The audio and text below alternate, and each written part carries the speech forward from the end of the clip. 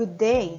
I am Lubet Arcabatu, one of the reporters for today, and I will be presenting you the other theories of development that plays important roles in the transformation of the society. Did you know that during the early 40s, development has been attributed to economic growth and industrialization? Many theoretical models have been developed to explain the relationships of different variables such as economic, social, gender, cultural, religious, and environmental. These variables are vital to the economic growth and industrialization. Today, we will be examining three among these theories. First is Rostow's model of development. Second is Lewis' two-sector theory, and the last one is McClelland theory of needs. So, let's start!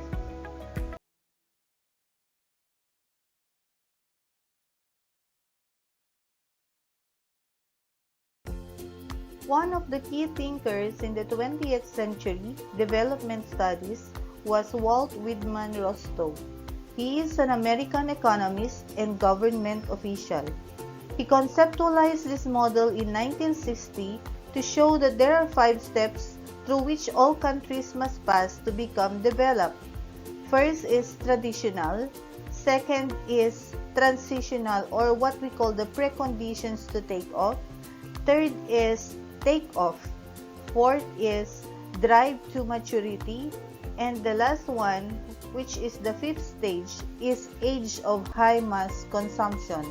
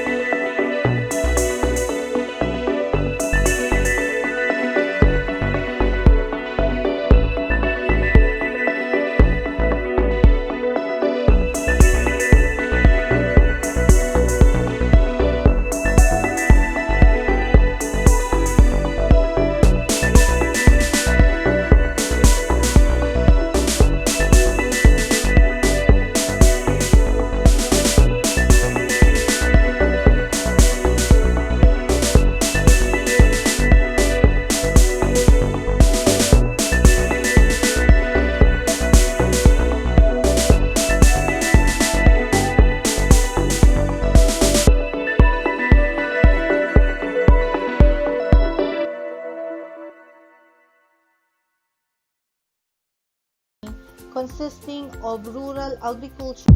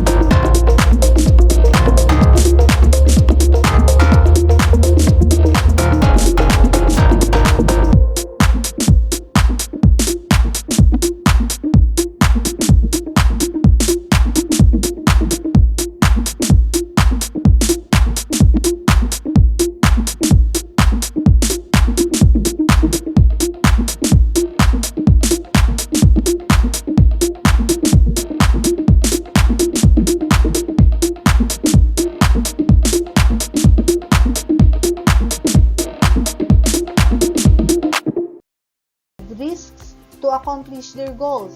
They like to receive regular feedback on their progress and achievements, and they often like to work alone. People motivated by achievement need challenging but not impossible projects. They thrive on overcoming difficult problems or situations, so make sure you keep them engaged this way. People motivated by achievement work very effectively either alone or with other high achievers. When providing feedback, give achievers a fair and balanced appraisal. They want to know what they're doing right and wrong so that they can improve. For people with power as their motivator, they want to control and influence others. They like to win arguments, enjoy competition and winning, and enjoy status and recognition. Those with a high need for power work best when they are in charge. Because they enjoy competition, they do well with goal-oriented projects or tasks. They may also be very effective in negotiations or in situations in which another party must be convinced of an idea or goal. When providing feedback, be direct with these team members and keep them motivated by helping them further their career goals. For people with affiliation as their dominant motivator, they want to belong to the group. They want to be liked and will often go along with whatever the rest of the group wants to do. They favor collaboration over competition. They doesn't like high risk or uncertainty.